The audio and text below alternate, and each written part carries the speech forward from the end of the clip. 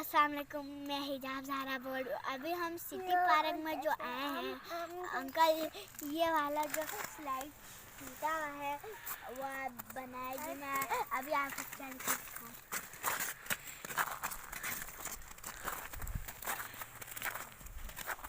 और क्या बोल रहे हैं बाबा?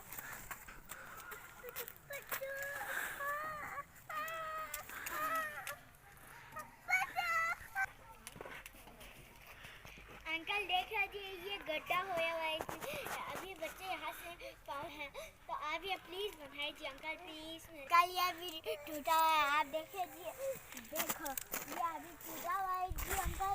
ये यहाँ से ट्रेन देखिए जी, यहाँ से टूटा हुआ है। तो आप इसे ठीक कर लीजिए।